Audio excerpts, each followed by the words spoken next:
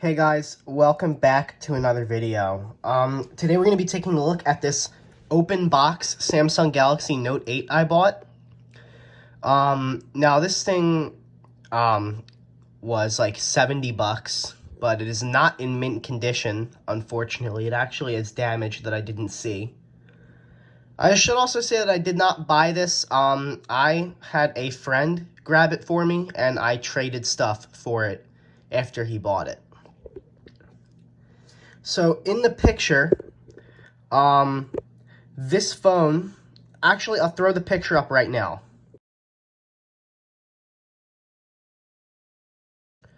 So in the picture, there was just the stock images and a photo of the back.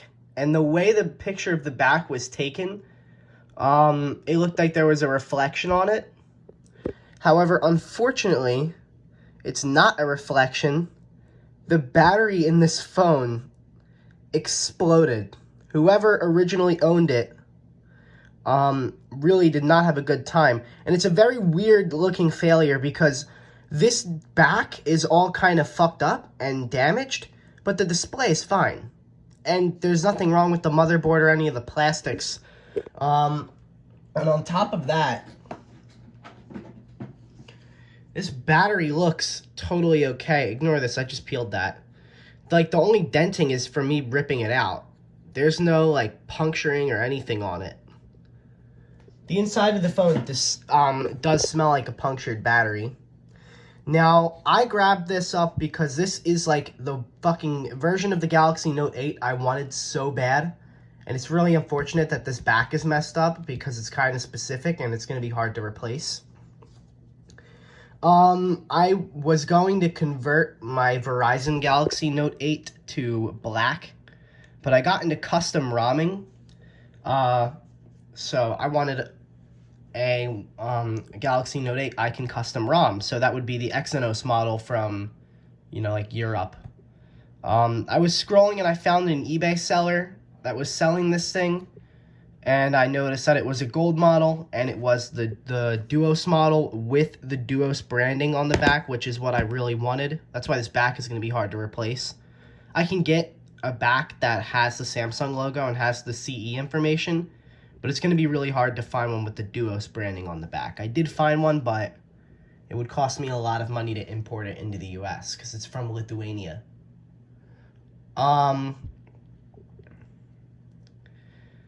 But I finally found it, and it was a really good price. Well, good price for one of these that is hard to get. And it's in this maple gold color, which is the color I wanted. And this is not a common color. At least here in the United States, we never got maple gold. We only got black, orchid gray, and deep sea blue. And deep sea blue was a Best Buy exclusive here, so you could only get it at Best Buy. We didn't get the maple gold or the blossom pink.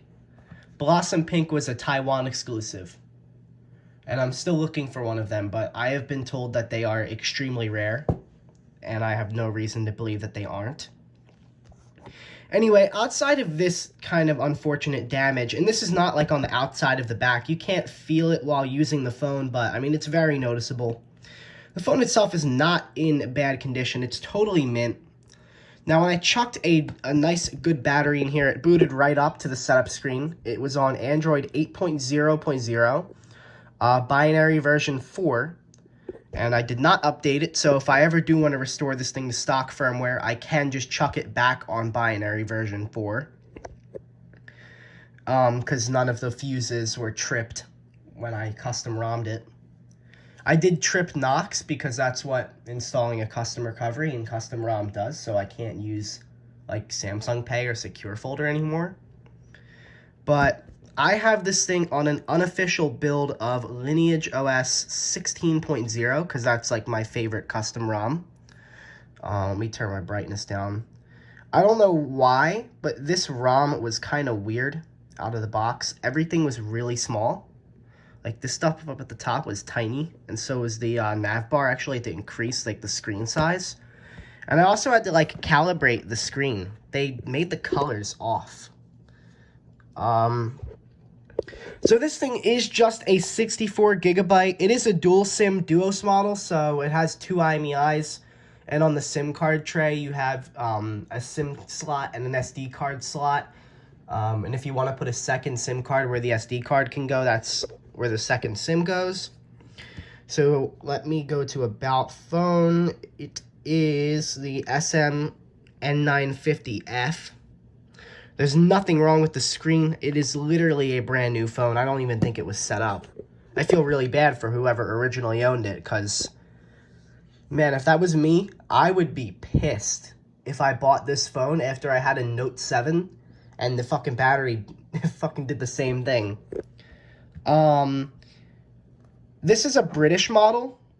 I don't think this phone was ever used in the United Kingdom, because the seller that sold it to me sold these in 2017 when they came out, the international versions on eBay. So let's take a look at what's in the box. I never had a Galaxy like Note 8 box or any Samsung box outside of like an S1 and an S3. So what I got the quick start guide in English, and then there's one in Arabic. And then in here, I don't know if I'm missing an insert. I do know I'm missing a cable. But in this, if it'll come out, sorry guys, I'm filming one-handed. My tripod's been broken for a minute. Excuse me a second, I'm just gonna pause. So what I was saying is, in there you get a hard plastic case. That's really nice. Let's put this on the phone right now, because this back, I couldn't get the adhesive off properly. So my double-sided tape isn't sticking well, and it is kind of coming off a little bit at the bottom. And I'm running out of double-sided tape. So let's go ahead and chuck this on the phone. It's got a seal still on it.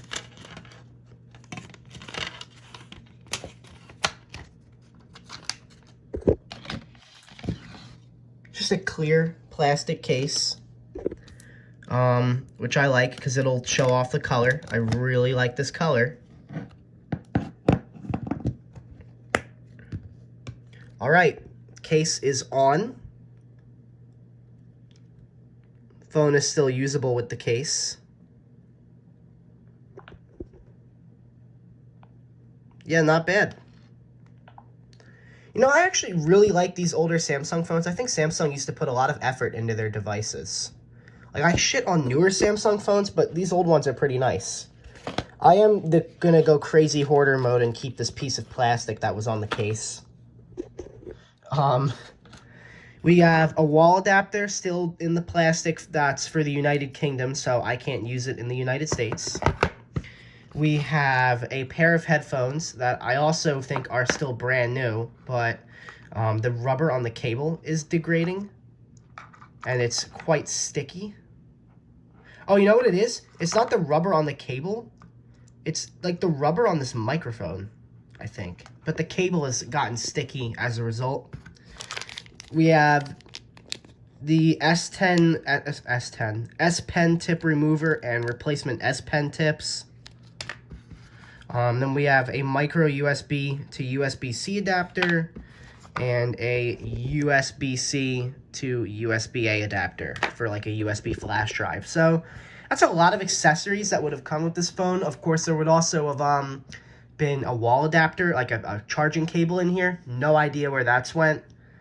None of this stuff was advertised to be included. Like, when I bought this, I had no idea I was getting a box. I thought I was just going to get the phone. And it wasn't advertised as open box either. The only reason I knew it was going to be open box was because the seller sold these things brand new. So my assumption was that it was a customer return unit that the customer didn't like. Never crossed my mind that the battery would have malfunctioned. I actually am pretty lucky, all things considered, because if the battery had malfunctioned worse and gotten hotter, my screen would be destroyed as well, because OLED displays do not like heat. If you heat them up too much, they turn yellow, and they will never work properly again.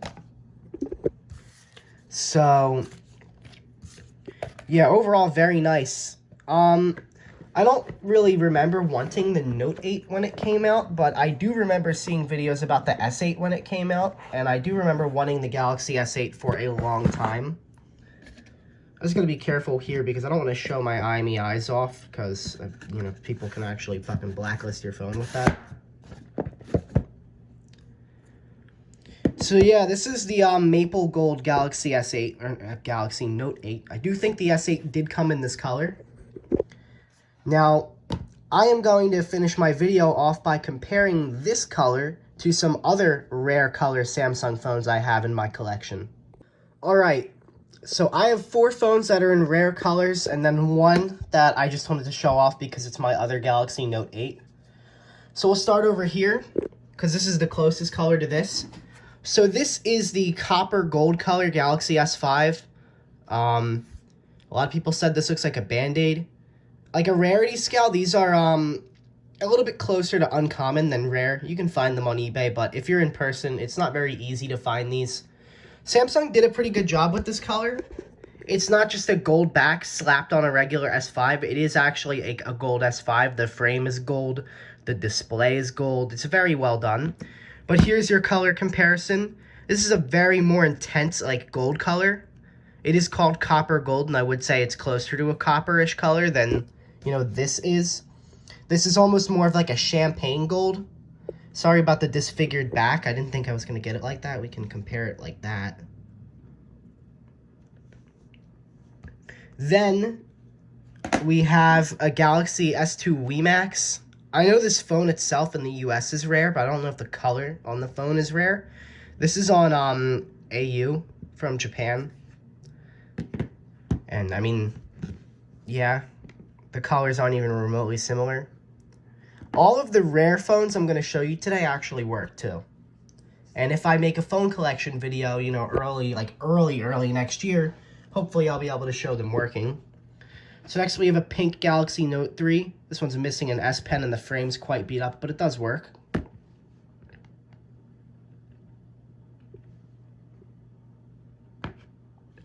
Pink Galaxy Note 4. This one's from South Korea. And there's this color next to gold. I prefer this pink color over the Note 3s. And then this is my Verizon Galaxy Note 8. This came from eWaste. The back is white because I peeled the vinyl off the inside of the back and I spray painted it. And it looks really good. It actually looks like factory. But it's just, you know, this thing is pretty beat up. The frame is messed up, pretty dented, pretty scratched. I'm pretty sure I got this screen for data recovery on my old Note 8, and then I found out the board was broken. So the screen sat around until I found a good Verizon Note 8 at Target. But because it's on Verizon and because it's a US model, can't do really nothing with it. You can only stay on stock software, and Samsung's software experience fucking sucks. So, yeah, this is my maple gold Galaxy Note 8. It's in beautiful condition aside from this weird damage on the back. I'm extremely happy with it. If it didn't come with the box and all those accessories, I maybe would have been a little bit more upset that the damaged back wasn't described to me and wasn't exactly showed off well. But it came with the original box and all the accessories, so I'm pretty happy with it. Another little tip for anybody who's trying to like custom ROM these older Samsung phones. OEM unlock in settings will pop up sometimes. You need to enable that to unlock the bootloader. But sometimes Samsung will do this bullshit thing where they make you wait on a 7-day waiting period before you can install any custom ROMs or recoveries. And it doesn't matter if you enable OEM unlock or not. It will still say you can only flash Samsung official binaries. You have to wait 7 days with the phone connected to Wi-Fi and turned on, and then it'll actually unlock the bootloader. On some versions, you don't have the option to enable OEM unlocking until those 7 days go up. Thankfully, this phone was not the case. OEM unlocking was just kind of in developer options straight out of the box, and I could enable it and flash everything in like, I think I spent a total of maybe 10 minutes flashing this phone. What was I gonna say? The S8 I have is from Taiwan, so it might be a bit of a regional thing. Maybe some regions, for some reason, make you wait 7 days and some don't. Because this one is from the United Kingdom and the S8 is from Taiwan. Anyway, that is going to be it for today's video. Thank you guys for watching. Please like and subscribe, and I will see you guys later.